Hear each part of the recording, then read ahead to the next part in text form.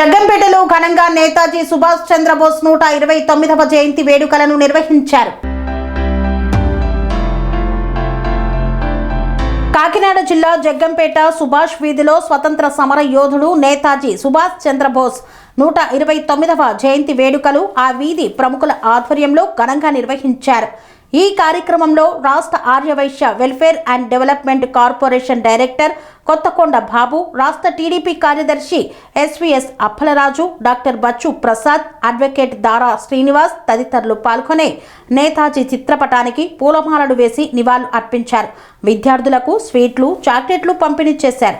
ఈ సందర్భంగా వారు మాట్లాడుతూ వచ్చే నేతాజీ జయంతి నాటికి విగ్రహాన్ని ఏర్పాటు చేసి ఎమ్మెల్యే జ్యోతుల నెహ్రూతో ఆవిష్కరిస్తామని వెల్లడించారు. నేతాజీ సుభాష్ చంద్రబోస్ జయంతిని ప్రతి సంవత్సరం జనవరి 23న జగ్గంపేటలో ఘనంగా నిర్వహిస్తామని, దీనిని భారత ప్రభుత్వం పరాక్రమ్ దివాస్ గా పాటిస్తుందన్నారు. ఈ సందర్భంగా దేశం కోసం ఆయన చేసిన త్యాగాలను స్మరించుకున్నామన్నారు. మరణం ఇప్పటికీ మిస్టరీగానే కొనసాగుతుందని పేర్కొన్నారు.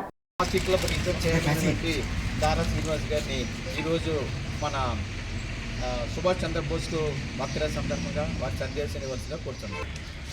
సుభాష్ చంద్రబోస్ గారు భారత స్వాతంత్ర ఉద్యమంలో అతివాద సంస్థకు సంబంధించిన వ్యక్తులు. అంటే గాంధీ గారు, నెహ్రూ గారు,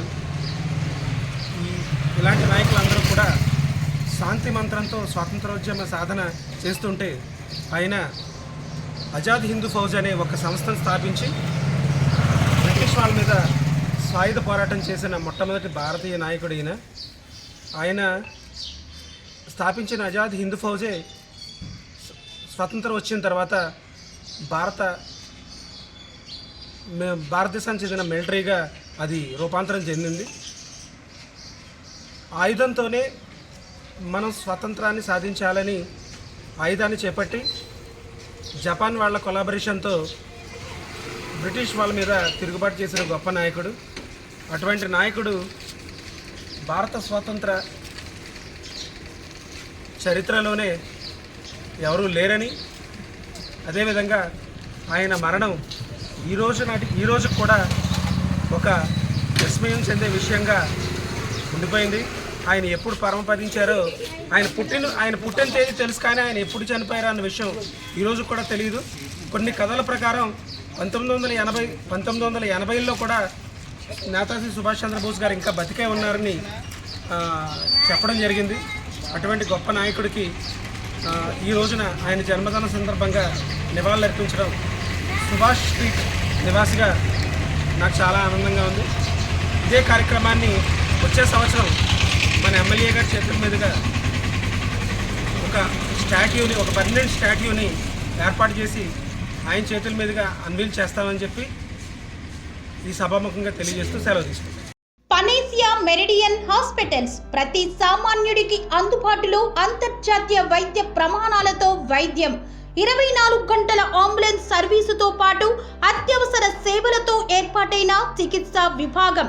మా దగ్గర గుండె సంబంధిత, మూత్రపిండ, కాలేయ, కంటి జబ్బులకు, మోకాళ్ల శస్త్ర చికిత్సతో పాటు కోవిడ్-19, బ్లాక్ ఫంగస్ వంటి వైరస్లకు, అన్ని రకాల ఆరోగ్య సమస్యలకు నమ్మకమైన అత్యాధునిక వైద్య చికిత్సను అందిస్తున్న హాస్పిటల్ పనేసియా మెరిడియన్ హాస్పిటల్స్.